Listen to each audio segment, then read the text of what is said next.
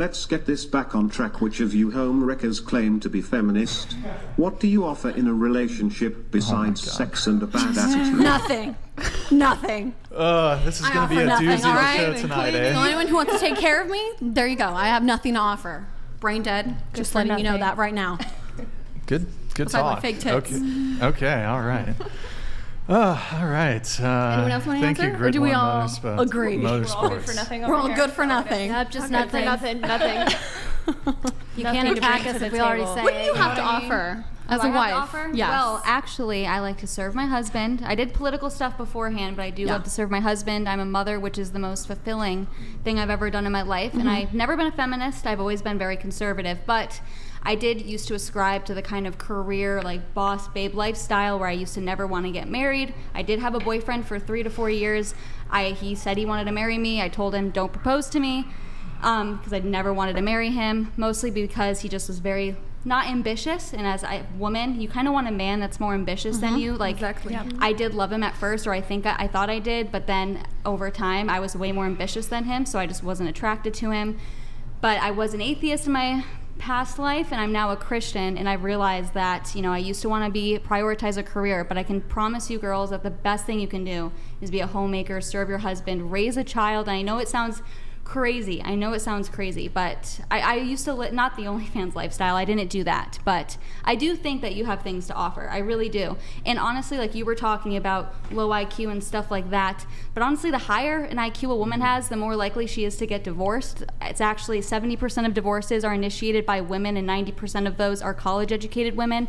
So I wouldn't even say being necessarily smart and intelligent. Good that I'm brain dead. No, that was she was talking about education. So a man will want to marry me. No, she was talking about education, not IQ. But go ahead. IQ though too. So I just want to say, it's not just that you need to be crazy intelligent. There are things that you can offer, and you can turn your life around. I didn't always ascribe to being like a trad wife or a wife serving my husband. You can change your life around, and you can be happier. I promise you. And you guys are worth more than selling your pictures and videos online. I say that respectfully. You guys I think are. we were all saying it jokingly that we're worth nothing. Right.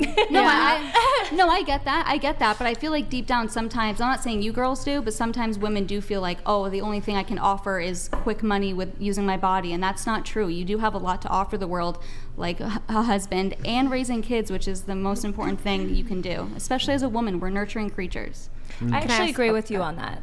Yeah, like eventually down the line, I would love to settle down, and I would love to just, like when I am in a relationship, for instance, I will do anything for my man. I love to cook for him. I love to clean. Like I want him to come home like feeling just like, that's his safe place. He can, just relax. I'll take care of him. Like I love those womanly roles. So I agree with you in that sense. I agree. I'm pretty traditional. I agree too, Yeah. and I think like I'm from Eastern Europe. It's normal for a girl like us that we are always spoil our boyfriend. Yeah. I'm cooking, I'm cleaning every day. I do everything for my boyfriend. So it's natural that I did think that I work for OnlyFans. That doesn't mean that I didn't do something with like this at home. You know what I mean? Do you worry that doing OnlyFans might prohibit you from finding a worthy husband in the future? I don't think so. I don't. It's under a fake name. I can delete everything, and everyone fights so hard to be relevant on social media, so the second I stop trying to be relevant, I won't be. But why do you feel like you would need to do under a fake name? Like, that's the point I'm making. Well, I don't want it to come back on my family. I don't want my parents to get mean messages. Is it like a no face? Or No. My face is on there, but I just think it's, I don't want people finding my parents' address, stuff like that. Like, I just don't think that's safe. It's safer to have a fake name. Yeah, I think there was a point, like that's why it took me so long to make an OnlyFans, because I think I was thinking about, how would my family take this, like, a potential partner. I still, I keep it spicy, but like it's still, I'm not doing any porn or anything. So I think I probably, what would the word be? Like, excuse it? Like, oh, okay, like it's okay because I'm not doing porn, but I could see how some men could probably not want to be with a girl who does OnlyFans, and that's completely respectable. Like, I completely understand that, and I just think that those kind of men probably just aren't men that we're aligned with. Like, I probably just wouldn't be with a man who, you know, thinks that OnlyFans girls are fucking sluts and, you know, deserve nothing. Like, I would probably end up with a man who is a lot more open-minded and, you know, can see the possibilities that and opportunities that come with, you know, making a lot of money from OnlyFans. I know a lot of girls who make OnlyFans money, like, are traditional women, and they like to take care of their man, and, you know, and they invest in other things. Like, this isn't something that I plan to do forever. And I'm sure some of the girls that do it know that they can't do it forever either. Would you be okay, like, does serving a husband and living that more traditional lifestyle sound like pleasant to you? Yeah, I think eventually, yeah, I would want to... Hold on, wait, let me just do a couple corrections here. Can I have you scoot your mic that way? Okay. Can I have you scoot your mic that way? Grid One Motorsports Thank you, Grid One. donated Appreciate $200. See? I fixed it. You're welcome. Next question, what do you look for in a man? Not what makes the PQ or has the right vibe, but what is actually meaningful to you girls beyond good looks and a wallet. What do you look for in a man?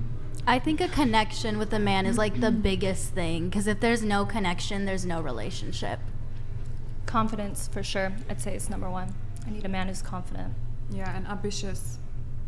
Yeah, I've never looked at a man for money or really looks. I've dated guys that are 5'7" and 6'4", dad bods, fit, whatever. I don't care. But if they're like a kind human, because I feel like that's increasingly rare. A man with integrity. I think that's probably the most important thing to me. A man who's empathetic, understanding. Mm-hmm. Yeah. I agree. A man with good morals, a kind human. Yeah. Oh, he's ready. What? He's What? so What? He's like, oh, morals. I'm on chill. I'm just trying to have fun here. Oh, yeah. What did you do for a living? She wants the smoke now. I didn't know came if here you were ready to argue. I'm What good. do you do for a living? Me? Yes. I'm a cocktail waitress in Vegas. I'm a photographer. Okay. I do social media. She's married, right? I'm married. You're not on the OnlyFans side. No. Okay. All right. Okay. Are you supposed to be on the conservative side, or you're a liberal? I just got placed here. Okay. I don't know. I'm sitting here. I'm here to like have fun and debate. Right. I do have a Enjoy. question for Okay. you though. Okay, from like married woman to married woman. Yeah. Right, we're the only two that are married on the. Right. Okay. Does no? Okay, no. But Brian, hear me out here. Not. Does money have a factor in you just being like, I guess, a trad wife? What do you mean? Like, Does your husband make really good money? yeah, so he makes really good money. Okay. He provides for the family. Okay. I don't have to worry about money whatsoever. Now, if you were with a man that didn't make good money, would you still be that? Yes, I would. I don't think that's everything, but I do think, like, as women, we're looking for a provider and a protector. And since my husband fully provides for me and my daughter, I'm able to fully walk in my role as a woman, being feminine, being able to take care of the home and being a homemaker. So I'm happier because I'm able to correctly walk in my role as a feminine woman. Okay. Do you worry if he like leaves you because you don't have an income of your own? Absolutely not. No, we're married. We're not legally married. We're married under the church, and we don't believe in divorce at all. And honestly, he works from home, so we are home 24/7 together, us two and our beautiful little baby girl. So you don't get sick of each other at all? Honestly, no, I really don't. And I'm a very like introverted person. I like to be by myself. I used to tell my ex-boyfriend, I think we should just live in separate places. Like, I don't want to live with you, but God really found me my husband. I love being around him, and I usually like being alone, but when it comes to him, I just want to be with him 24/7. And I know it's only been 14 months, and people say that's really not a lot of time, but I know that God put us together, and he's just the best thing ever. And he led me to my faith in God. He prayed that God would reveal himself to me, and God did. Literally a gust of wind in my apartment. It's a crazy story. I know you guys are probably like, what are you guys talking about? Or what am I talking about? But I was an atheist, okay? So life-changing. Is there any Christians, anyone? I went to a Christian school and I lived with Mormons. Oh, wow. Wait, Isabella, I have a question for you. Yeah. You were on a previous different show, Yeah. and they asked you kind of like, hey, what do you do for your man? And I saw that clip and I thought it was a fantastic answer. Can you just reshare kind of that? And if you want to add anything, feel free. Okay, yeah. So obviously, like I said, I cook and clean, do the laundry. That's the typical stuff. But kind of like what you said, you want to make your house like a safe place for your husband to come home to, and just make him comfortable and serve him. So every morning and every night, I literally massage him until he goes to bed. So every night I put my daughter to bed, and then I massage my husband to sleep, and then I go to sleep. And that's what I do, because he wakes up and he works hard to provide for the family. So my job is to make sure that he gets to sleep and has a good night's rest. So that's something I do. I fully trust him. That's a lesson that I've had to learn, because sometimes I've always had a strong personality, and there's been times where I doubt his decision, and I've had to learn the hard way that no, you need to trust your husband. And once I do, and I fully trust him, I always realize, wow, he knows what's best for us. And I think that's something that men are really looking for in a woman, is someone that can just fully trust them, just be led by them. You want a man that's a leader, and that's what he truly is. And yeah, there's other stuff too, but yeah. Was there ever a time, maybe when you first started dating, you're a little skeptical, you're getting to know someone. Did you ever think, like, this person's trying to manipulate me? No. Like, I'm getting brainwashed? No. I know some from the outside would think that, but no, absolutely not. Mm-hmm. What else does he do for you besides provide financially? Well, he loves me. He loves me unconditionally. I mean, we have such a great friendship. We are so in love with each other. I literally am someone that, in the past, I can't laugh out loud. I don't think anything's funny, but he just makes me laugh out loud so much. He helps me with my right-wing political content. He really has coached me on that. We actually met in the right-wing political space. I don't know. We're just best friends. I would never want to spend my life with anyone else. I don't want to spend any other day with anyone else. We just drove here 8 hours, and we were talking and laughing the entire time, just because we love spending time together. Wow. That's sweet. A long drive. Yeah, very long drive. That's what you got out of that? Do you feel like you guys could get to a point where it's like we're spending every single day together? Like, maybe as a man, just considering, men are different and like they need different things. Do you ever think about like, hey, he could want to potentially be with someone else? Would you be open to that? Like having a relationship, similar to his? No, because we do ascribe to Christianity where you are faithful to that person. My husband actually waited until marriage, so he's never been a promiscuous person. I have not, because I was atheist before, and I went to college and I lived like a lifestyle that I'm not proud of, but that's what I'm telling you girls, is you can like come out of things and become a different person, and all things in Christ are a new creation, and we do take that literally. But yeah, I'm sure over time we're going to be like, okay, maybe we shouldn't spend 24/7 together. Yeah. Sometimes he says, okay, I need a little bit of space, I need to work. Like I always want to come into his office and bring my daughter and be like, look how cute she is, and he loves it. But obviously over time we're going to need some space. I mean, we've only been married for 14 months, but as of now we love spending all the time together. Yeah, you can just take it day by day, you know? And like how I said with the connection, like you feel that was there right away. Mm-hmm. Yeah.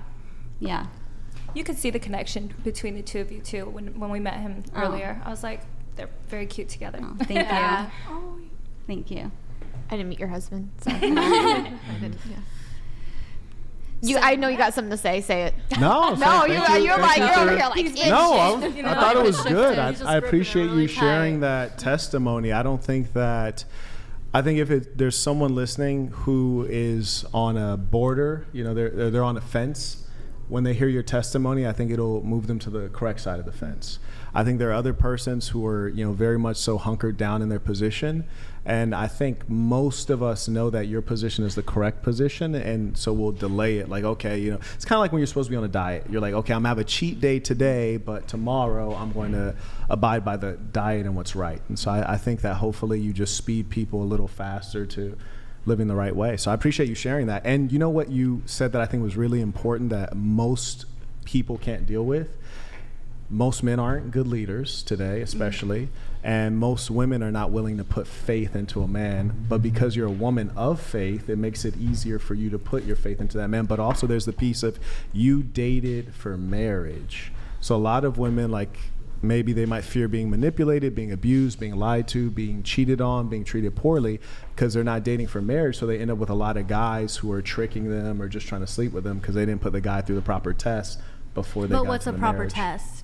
Because you don't know what someone's like when you first meet them. You have to get to know them. Oh, and they they're could be for sure really pretending. Bad person. Yeah, they're often you know pretending. that? Well, I think so. For example, you ever dealt with a guy who was talking to you just to sleep with you? Well, of course. Right, yeah, all of you have, right? course. Okay, so if you don't sleep with him and you keep drawing that out longer and longer, what's he going to do? Well, he could either respect that decision because he actually did want you, he just went about things wrong, or he could get frustrated, but that's when you should get up and leave. So if the guy's really interested in you and you're holding off sex, then he's going to stick around. Yeah, of course. But most guys are not interested in something real. They just want the sex. So when you hold off on the sex, they'll disappear. Okay, that's because you're true. forcing them to put in too much effort. That's true, but there's also a lot of other characteristics that can make someone a bad person that'll come out later. Even if they hold off on the sex for you, those bad characteristics can come out later. Correct. And the truth is that you take risks when you pursue good things, right? So you can't always know when you meet someone if they're going to be a good or a bad person. No, you won't. You definitely won't always know. Well, that's what you were saying, kind of. No, I definitely wasn't saying you would always know, because 100%, that'd be amazing, right? Okay. It's not 100%. The good news with business and with romance is you really only have to get it right once. Right? Like, you're only going to marry one man, right? I mean, I hope so. If you want to, right. So you only have to get love right the one time, but I think that if you have certain foundational things, it makes it easier.